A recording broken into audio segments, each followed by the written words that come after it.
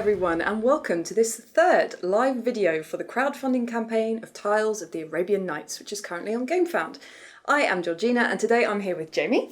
Hello everybody. And we are going to be talking about an expansion. Last week in our live video we played a two-player game to show you how that might work. I was joined by Kayla for that one, and we had a good time with that, so please feel free to go and look at the video. This week we are not playing, we are going to be talking about the expansion and more importantly, all the free stuff you get when you back Tiles of the Arabian Nights on Gamefound.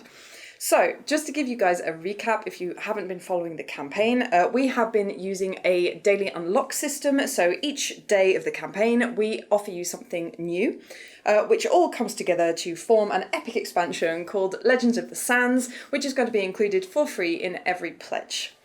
There are 7 modules in total, and we have been going through them at a rate of knots. We have, but the updates have actually been quite full, shall we say, content-wise. Just because we talk about the updates, we talk about the story competitions, we talk about the FAQ, and just general chit-chat, questions we get asked, that kind of thing. So, sure. For once, these kind of things can kind of slide under the radar, so we thought we'd do this video to kind of recap on everything that's coming your way, to go into a little bit more detail about it, that kind of thing. So to give you guys an idea, I currently have in front of me everything that has been unlocked so far. So as you can see, it's quite a lot of stuff just for an expansion. We're going to go through these one by one and explain to you what they're for and how they work and give you a quick idea of how they might change the game. Let's start on this side. So, as you may or may not know, we have been doing a storytelling competition on the Gamefound campaign, and every time we launch a new round, bearing in mind we're in round 3 now and you have a few hours left to take part if you would like to, we introduce some new story tiles to the mix. So the story tiles are these large tiles here. If you're not familiar with the game, these are objectives in a certain way, so just to give you a quick look of what these might be. They have different combinations of adventure tile symbols on them, and you need to collect tiles of those types to then take back to Baghdad to impress the Sultan with a story containing those elements. The base game contains 28 of these, if I'm correct, and we have added another 12 as free content during the campaign. These are going to give you new combinations of adventure tiles to test your metal against, and some of them also contain symbols that combo with other modules in the expansion. So let's get into it. So the very first module that we covered during this campaign, this was our very first daily unlock on day 1 of the campaign, was the Legendary Monsters expansion. We're not going to go back over it in super detail because we did that on our very first direct live video for the campaign. But basically, to give you a quick rundown of what these are boss level monsters, which are going to pop up on the board when you defeat a certain number of monsters of the same type. Exactly. So, if you happen to have defeated all 3 phoenixes available on the board, well, the 4th one is going to pop up, and he is a fair bit nastier than all of the others. Just put that in the right spot for you there so you can see it a bit better.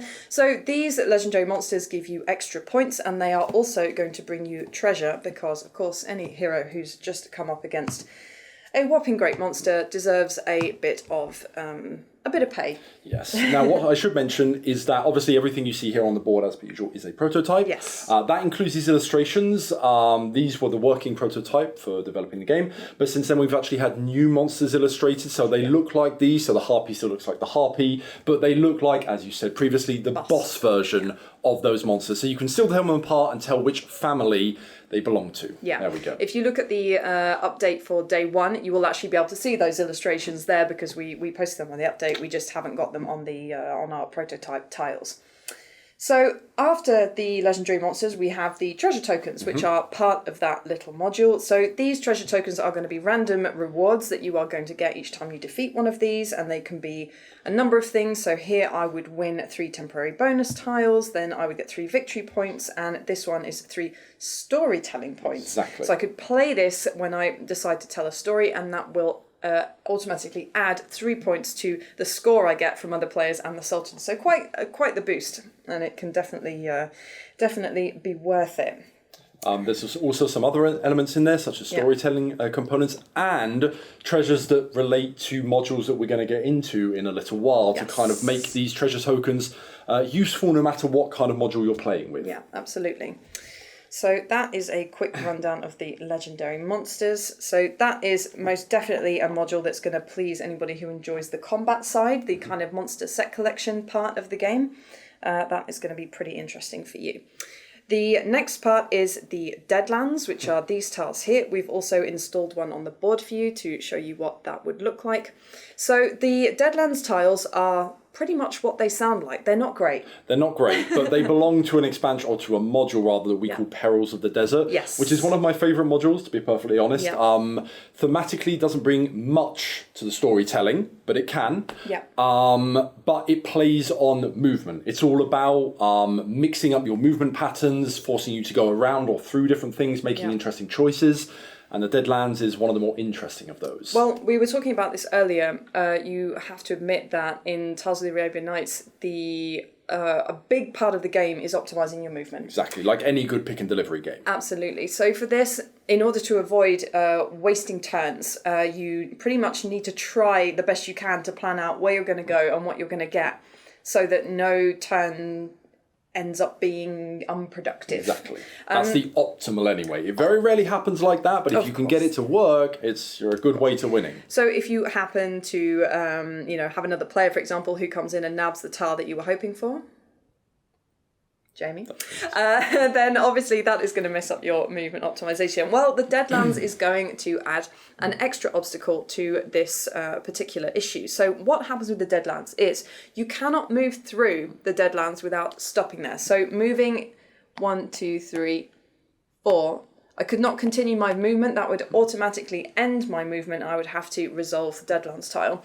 So what that essentially means is I just flip it over. I'm not going to flip that one over because these are our prototypes that we've been scribbling all over. But you are going to get certain rewards on the other side, and that can be treasure, all different types of bonuses. They really do bring a vast variety of things, storytelling points, victory points, more treasure, all that kind of thing.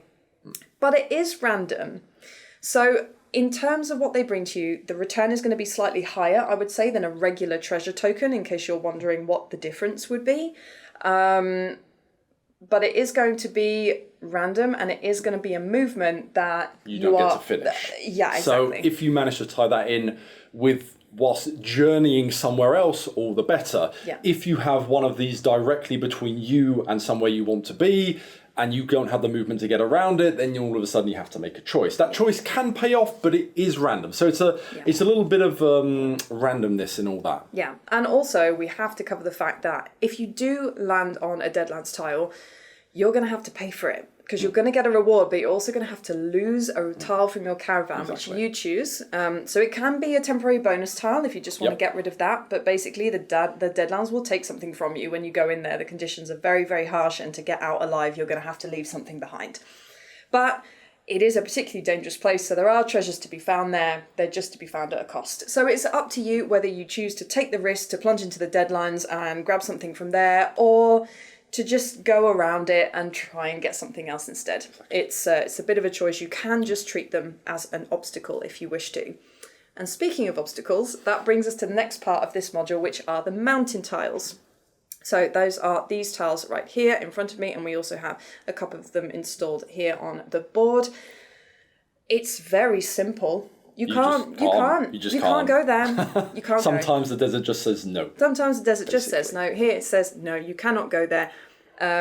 Mountains are firm obstacles. You cannot cross over them. You can only go around them, and depending on where they pop up on the board, bearing in mind that their placement should be random at the start of the game, you should be just drawing them from the top of the hourglass and installing them as described in the rulebook.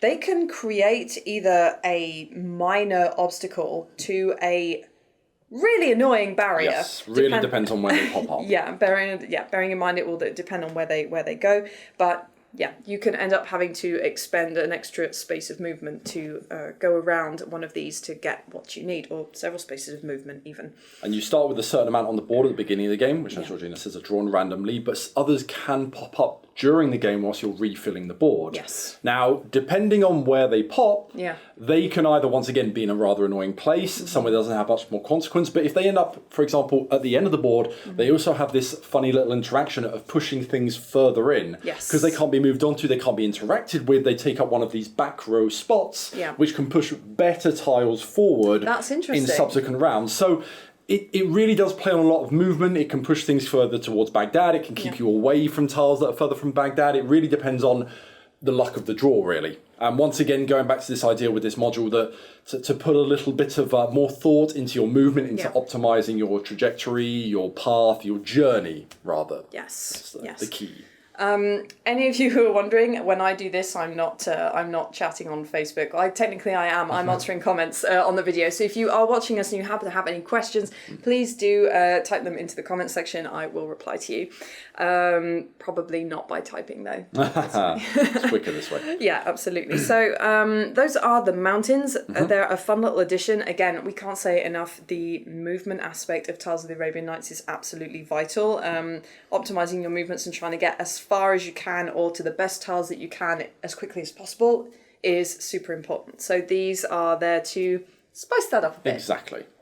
So the next part of this is, it's this very same Perils of the Desert module, is the portal tiles. Now these are fun. I really like these. You can probably guess where this is going. Yeah.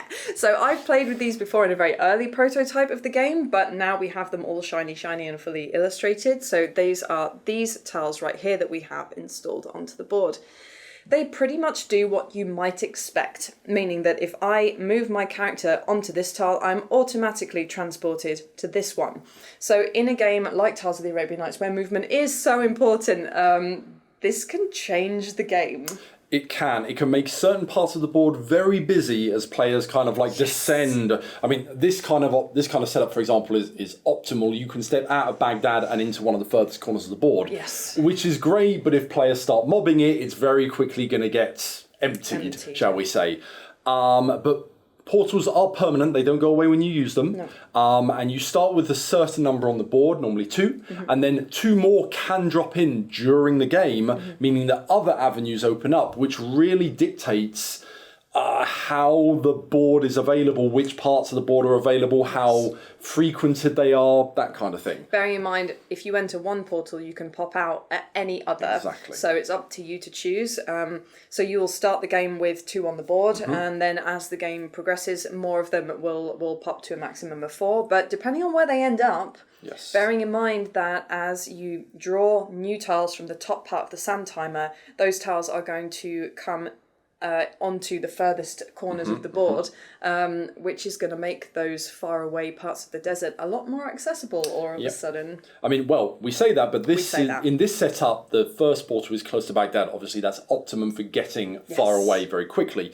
If none of the portals are close to Baghdad and they're all rather in different corners, that means you still have to travel, but then getting from one corner to the other is a lot easier. So it all has a big effect on kind of like the flow of the game and which tiles are being taken and which ones are being refilled. The travel time between Baghdad, as once again, this is a pick and delivery game, all of that has a massive impact on the flow of the game. Yeah, definitely. So the Perils of the Desert module, that's also a very simple one, but it adds a lot of flavour. I would say it's a lot of little elements that can really change the feel of the game and give you new opportunities, but also things to kind of make it a little bit more thinky, a little bit more strategic. It's the most mechanical one as well. It really does hit straight into the mechanic side of the pick and delivery games. Yeah. Which brings us to our next module, which is the Grand Bastions. So the Grand Bastions, we have one installed here on the board. The Grand Bastions are going to be enemy cities, they might be trading outposts, they could be just another civilization, just little bits of humanity that are going to pop up elsewhere on the board outside of Baghdad itself. Now, these tiles bring several fun aspects to the game. I particularly love the idea of these. I haven't actually had the pleasure of testing them yet, but when Olivier and Mathieu spoke to me about these, I was very excited, and here's why. So, the Grand Bastion tiles can only be entered by one side. Of course, they are walled cities or encampments that you cannot simply pop over the wall of, because people take offence to that in general. So you can only enter them by one side. Here, here, we can see that the entrance is this little stairway here. So entering this way is not possible. I would have to enter from here. So that already is a little extra thing that you'd have to consider. And bearing in mind that you only start with the capacity to move 2 spaces per turn, it can be quite a considerable It's thing. also worth mentioning that unlike the mountains, they don't block movement. If you want to finish on that tile, you must enter by the correct side. But you can move through them. They after all, they are just a encampment in a big, expansive part of desert. They don't block you from moving through the tile. But in order to finish on it, you must enter through the right side. You can just scooch along the outside of the walls and hope that nobody sees. So that's fine. They do have a prerequisite, as we can see here. The condition to be able to enter this tile is I must have 1 weapon symbol. And when I do land on the tile and claim it, I'll move this over to here so that everyone can see a little bit better. You get to claim the Grand Bastion for your caravan. So what does it do? As well as having a lovely illustration, it is worth immediate victory points, but it's also worth something even more interesting. Grand Bastion tiles are Joker tiles. Indeed. So they can replace any symbol on your story tiles that you might need to go home to Baghdad and tell a story to the Sultan. However, when you use a Grand Bastion tile, you must, if you use a Grand Bastion tile to tell a story, you must incorporate the Grand Bastion itself into your story in some way, which I think is really fun. Yeah, and so it allows you to really put a twist on the stories you have to tell, because instead of, for example, needing a jewel tile or maybe a goods or maybe an encounter, all of a sudden you're replacing that with this place you've been to, this great walled fortification, city, camp, whatever. For sure. And that really allows you to mix up the objectives, as well as just being incredibly precious in terms of games mechanics, especially later in the game where you're like, okay, I need one more something, just something simple like food or a goods or a vial, something that is fairly common, but at the end of the game ends up being a bit hoovered up sometimes, depending on how active the players have been. Yeah. And this is perfect. Yes. You do have to get there, you have to make sure you have the prerequisites, but if you get there, it can save your life, it can save your game. I know that's what happened to me, so... Yeah, absolutely. And I love, personally, beyond just the mechanics of it, the fact that this gives you another creative thing that you can add to your stories. So, for example, if I happened to use this tile to replace an encounter that I should have done, then... perhaps I stumbled across a person within this enemy city. Perhaps I came across an entire army. If I use them to replace merchandise, perhaps it was a trading post, some kind of caravan. It's really up to you to decide how you add the tile to your stories. But as the storytelling part of tiles is most definitely my favourite bit, this really appeals to me. So I will pop that back. And there are many, many, many different types, as you can see here. Some of them have higher prerequisites than others. The higher the prerequisite, the more victory points it brings. So these are really fun and something extra to add to your games if you want to spice it up a bit and make it a bit more difficult, because... Yes. Once again, this kind of plays into the thematic and the mechanical through the movement side. Once again, even though you can move through it, in order to land on it, you do need to come in from the right side. So once again, do I need it? How do I optimize it? How easy is it for me to get to it? Is it worth it? Jokers are great, but if you can already get that encounter, that jewel, that food, that vial, whatever it is that you need quicker, then great. I mean, maybe it's really easy to get to and you pick it up for later in the game. That's always a good choice. Yeah. Maybe it's super hard to get to, but you're like, no, I'm going to go on my way to pick it up because I think it will be useful later. Yeah. That kind of thing. Definitely. So that is the Grand Bastions module, which is very fun. And now moving on to the newest module that we announced yesterday, which is the Lost Treasures module. So the Lost Treasures module has 2 different types of tile in it. It has treasure map tiles, and it also has treasures, full stop, treasure tiles, magical objects. Because it can't be a treasure map if there's no treasure at the end. Who wants a treasure map if there's no treasure there? Makes no sense. Treasure tiles, no, that not to be confused with the treasure tokens. Yeah. So we have some of these tiles right here. So they have a compass type symbol on them, and we also have one of them installed on the board just here with the little compass symbol on it. So when you land on one of these treasure map tokens, you unsurprisingly get a treasure map, quite literally.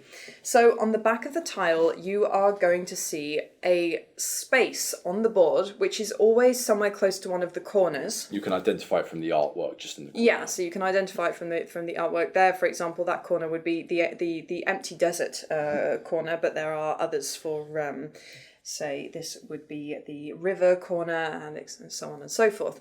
So the green square is where you need to go, and to find it you simply count the squares from it. And that is the X that marks the spot where the treasure is buried. So all I would have to do, for example, for this tile is to head over to that corner of the board, land on that square.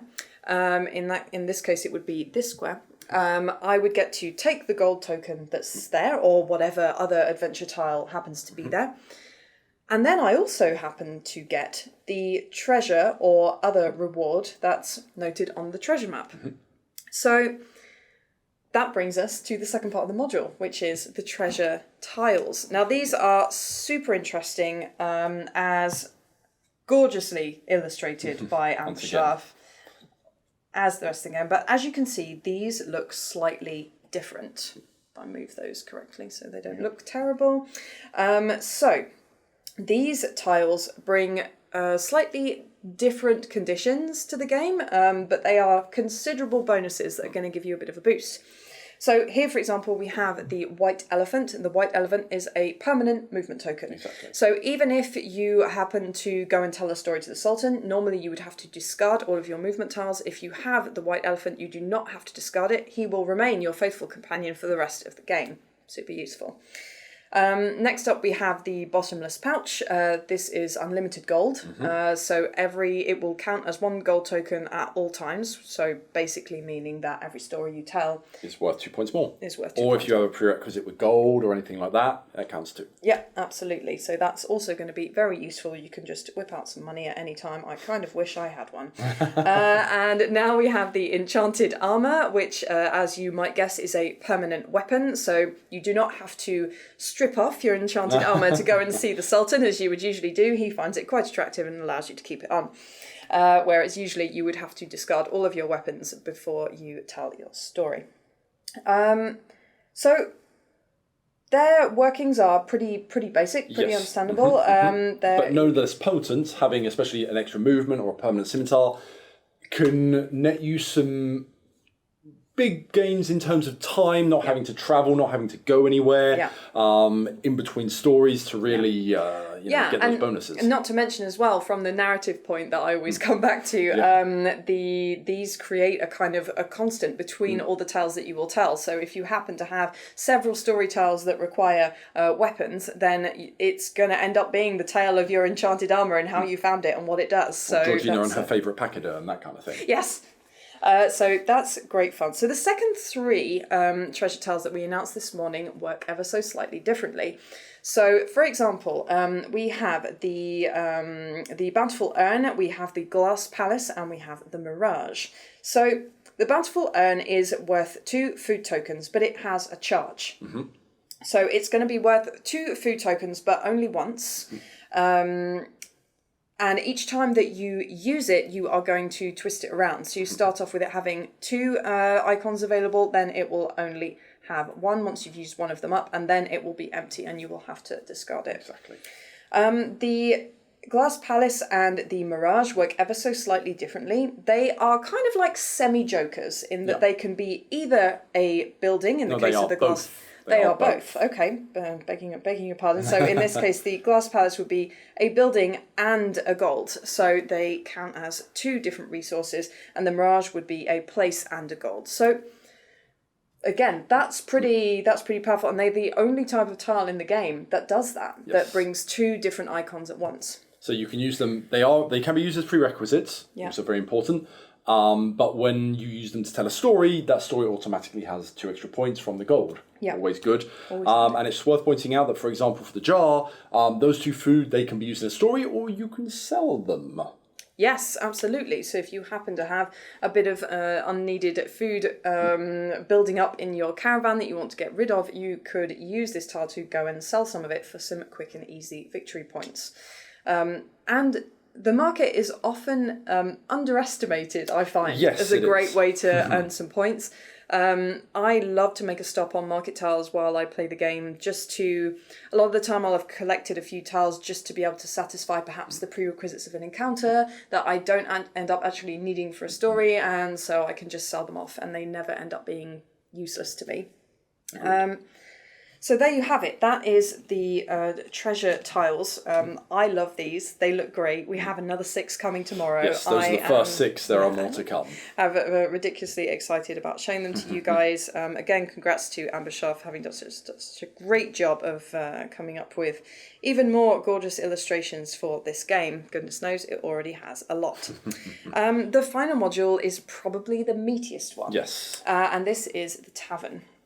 So the Tavern brings something completely different to all of the other modules for the game. So what we have here is the Tavern board, we have the theme tiles, and then we have the Tavern tiles. There will be 4 of these, and at the start of the game you're going to be placing them around Baghdad. So basically the 4 compass points around Baghdad is where these are going to go, just to make them easily accessed.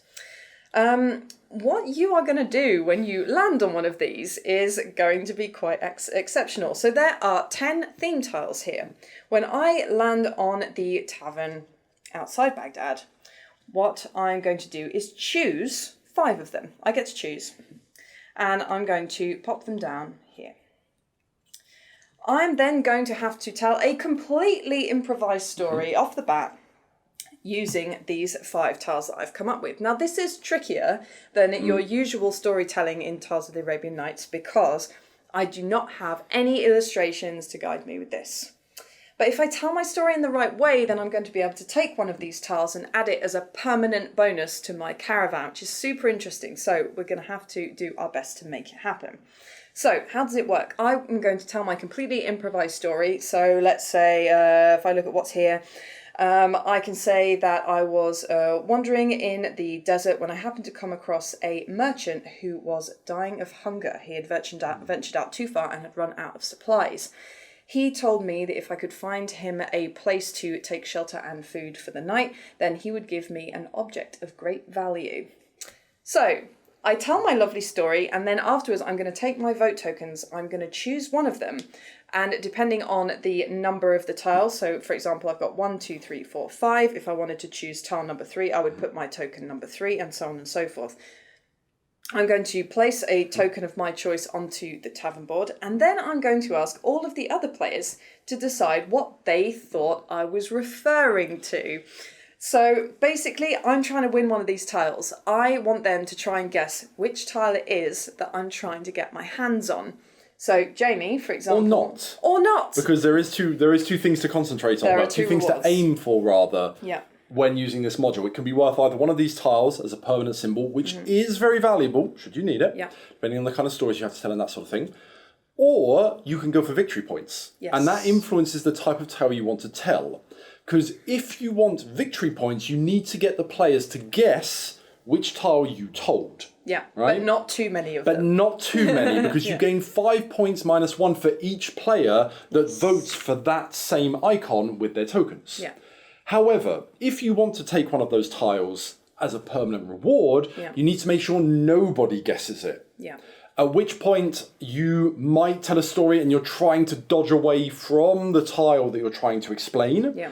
Maybe the players will think that you're after victory points. Maybe they know or they have a feeling you're after a certain type of tile. Maybe there's a tile that they want to reserve for themselves, so they vote for it anyway. Yeah. It really depends on where and when in the game you use this action. That will depend on what the players think they might want to try and stop you from getting. Towards the end of the story, obviously everybody's going to be going for victory points. Towards the beginning of the story, it's very probable that people are going to be going for tiles. Yes. So if somebody moves out of Baghdad, tries to do it first turn, which of course you can do, and the camel comes out, so the movement tile, having a permanent movement for the rest of the game is very good. So there's a good chance that they're trying to get that tile for the rest of the game, at which point you can stop them, you can vote against them. The players can kind of communicate on what they think the other player is going for, but they're not allowed to specifically say what they will be voting for until it is all revealed at once. So once again, there's a kind of like double bluff storytelling element here. It's Social using deduction. yeah, exactly. There's this is a different way to use narration from the rest of the game. Like I said, social deduction, bluff, double bluff. Yeah. Without, of course, breaking the codes of narration in the game. Yeah, absolutely. So if we say with the story that I just told, what I was going for was the merchandise bag, and Jamie happened to vote, for example, for the food, then I would be able to take this tile and it would come into my caravan as a permanent bonus. If Jamie guessed correctly, then I would get 4 points because we have 5 tiles available, so it's 5 points, and we're going to share those points. Yes. So if you're playing with 5 players, and obviously that's not going to end up being a lot of points for you, but if you're playing with 2 players, then for example, Jamie would get 1 point and I would get 4. So there, I can hear you all screaming behind your screens at home.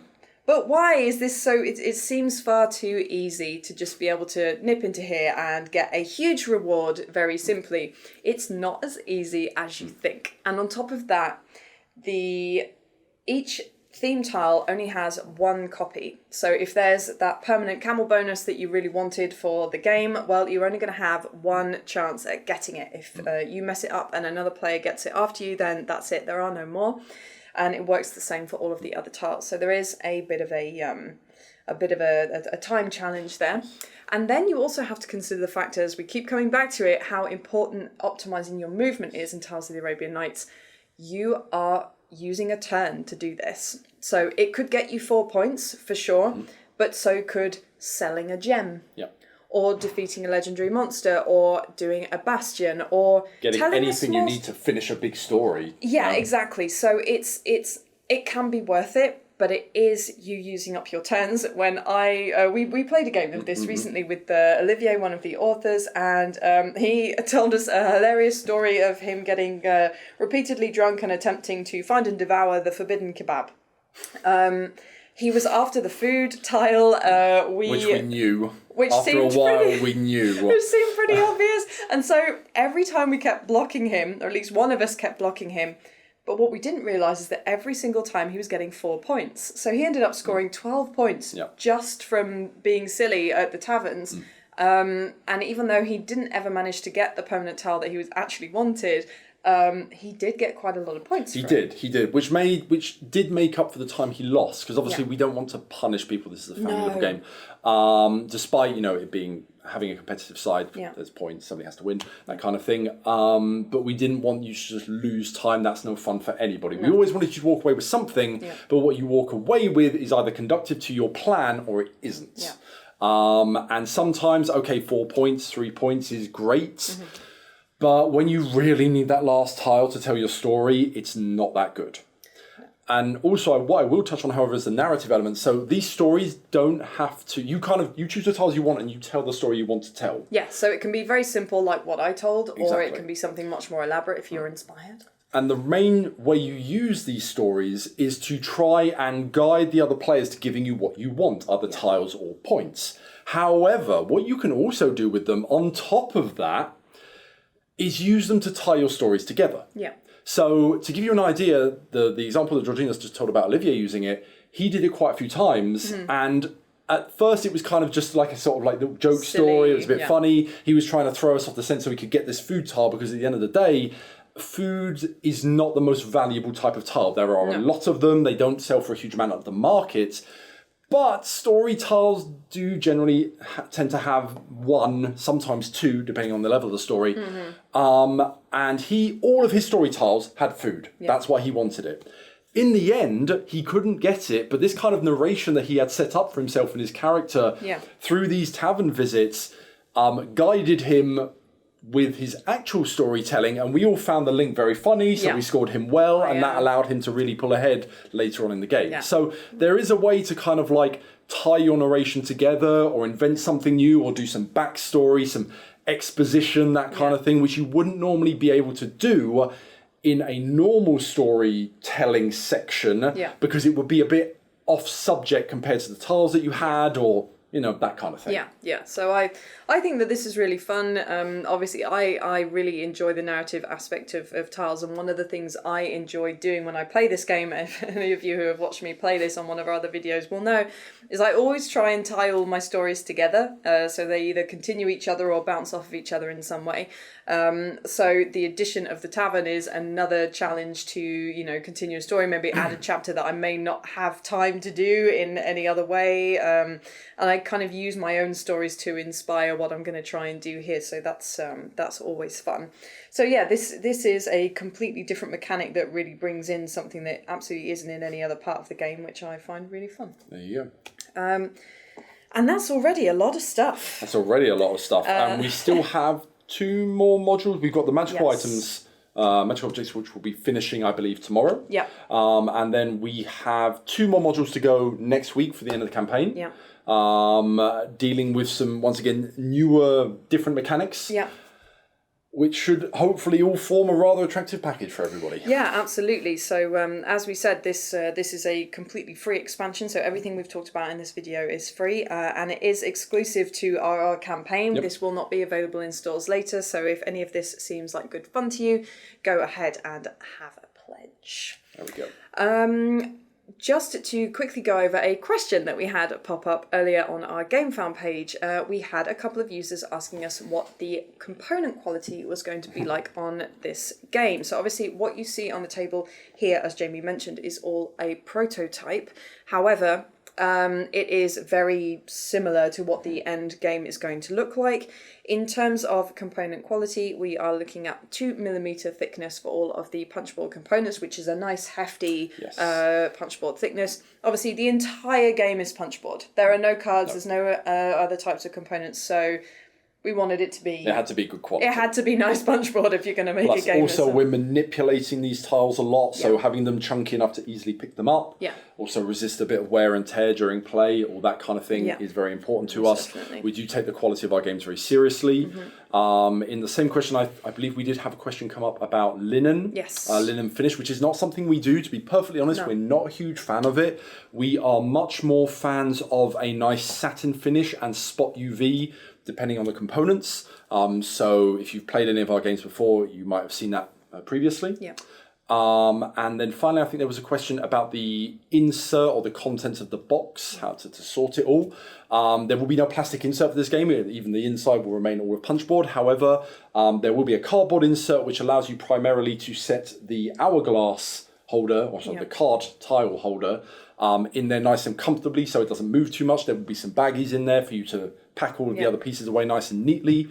So it should all be rather efficient without the need for plastic. Absolutely. So to give you guys an idea of what we're talking about, this is the hourglass, which is the part of the game that holds the tiles as you play. However, it's also been designed to help you pack your tiles away at the end of the game and store them all in a way that they don't all fall out and get mixed up. So at the end of the game, you would simply slide this back part of the component out to make it sit flat, and then all your tiles go in here and are stored. So that's why there aren't any other components in there. Yeah, and of course there'll be plenty of baggies for all of the little tokens and things like that. But the reason why we're not doing a really, opulent plastic insert for this game is that, well, we wanted it to be not too expensive. That's one reason, and honestly, not really required, because once you've taken out the central board and the tile holder, you've taken out about 80% of the game's contents. Yeah. So, I said that, I exaggerate slightly, you've only got to get out the player-related stuff afterwards. So it's not really that efficient to have an expensive plastic insert. No, absolutely not. And we, we really wanted to offer something that was affordable and, that gives a lot of gameplay and a lot of content for, a set amount. And we didn't want to go past that. So that's why we've done it that way. There we have it. We have just about reached the end of our live stream. I think we've gone over all of the questions that people had for us. If you have watched our live stream, I hope that you enjoyed it. Please bear in mind that the storytelling contest for Tales of the Arabian Nights is still going for another few hours. You have until 8 p.m, which is UST +1, this evening to take part. And then there will be one final round coming this Saturday. And it will be your last chance to win a pledge by the end of the campaign. Also, next week's live video will be on a slightly different day. We usually do it on a Thursday. Obviously, the campaign ends on the coming Thursday, so we are most probably going to do that video on Tuesday. We will keep you all apprised of when we're going to do it. That's about it. There we go. If you have backed the game, then thank you so much for supporting the project. If you haven't backed the game yet, hopefully this has made you want to do so. As always, if you have any questions, please do let us know in the comments section of Gamefound or in the comments section of this video. We'll be really happy to answer you. And we hope to see you on the campaign trail. Have a great week, everyone, and we'll see you soon. Thank you.